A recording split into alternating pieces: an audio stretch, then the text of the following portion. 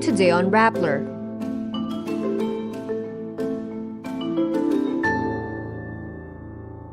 The Office of the Solicitor General files a quo warranto petition to unseat Alice Guo as Bamban mayor. Siphoning of industrial fuel oil from the sunken MT Terranova may start as soon as Tuesday, July 30. Education Secretary Sonny Angara visits schools on opening day. Simone Biles returns to the Olympics and gives U.S. gymnasts the lead in women's qualifying. And Team Philippines delivers valiant, historic marks on the first weekend of the 2024 Paris Olympics. The Office of the Solicitor General files a quo warranto petition with a local court to unseat Alice Guo or Guo Huaping's proclamation as mayor of Bamban, Tarlac. The OSG petition cites evidence that Guo is the Chinese Guo Huaping, who holds a Chinese passport and appears in the government's visa application records as the daughter of two Chinese citizens. Philippine immigration records show Guo Huaping arrived in the Philippines in 1999 as a 9-year-old. The National Bureau of Investigation also confirmed fingerprints on Guo Huaping's records match Alice Guo's. The OSG adds Guo Huaping is not a Filipino citizen by birth or by naturalization. In the Philippines, the citizenship of the child follows the citizenship of the parents. Quo warranto is a unique proceeding to unseat someone from public office. The Philippine Coast Guard says siphoning of industrial fuel oil from the sunken MT Terranova may start as soon as Tuesday, July 30.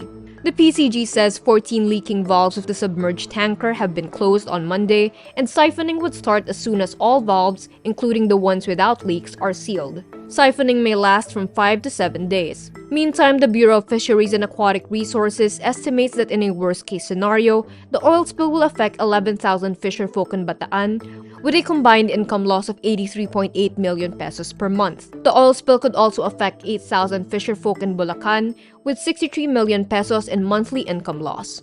The BFAR estimates the economic loss to fisheries in Pampanga at 7.6 million pesos per month.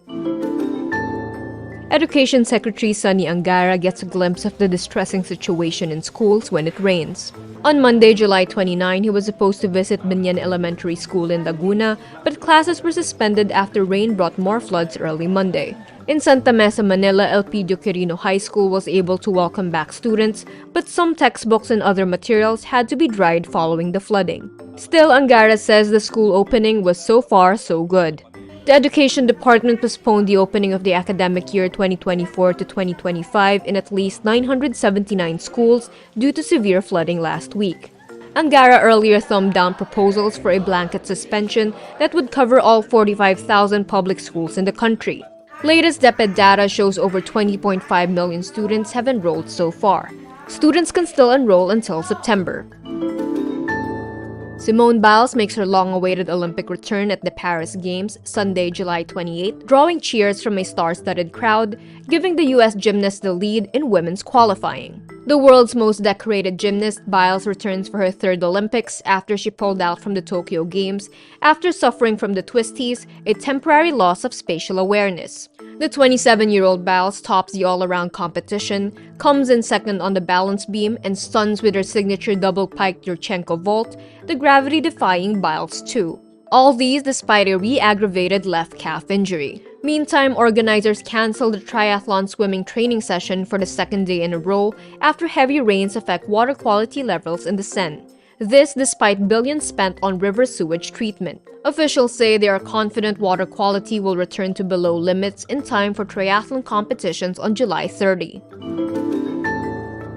Team Philippines delivers valiant, historic marks on the first weekend of the 2024 Paris Olympics. Top gymnastics bet Carlos Yulo quickly put the country right on the medal track after reaching the final round of 3 events, the individual all-around, floor exercise, and vault. In rowing, Joanny Delgaco keeps the country's bid alive by reaching the women's singles sculls quarterfinals. Ira Villegas also jumpstarts the Philippine boxing team's campaign on a high note after scoring a unanimous decision win over Morocco's Yasmin Motaki. But a handful of the 22-strong delegation bow out. Fencer Samantha Catantan and women's gymnastics trio Alea Finnegan, Emma Malabuyo, and Levi Yung Ruvivar exit after gutsy efforts. Despite the eliminations, pole vaulter EJ Obiena, boxers na si Petition, Carlo Paalam, and the weightlifting trio of Erlene Ando, Vanessa Sarno, and John Ceniza get ready to kick off their medal hunt. Log in to Rappler.com for updates. And that's today's wrap. I'm Kara Oliver. Thank you for watching. Click the link below for the full story. Follow us on Rappler's YouTube, Facebook, X, Instagram, and TikTok.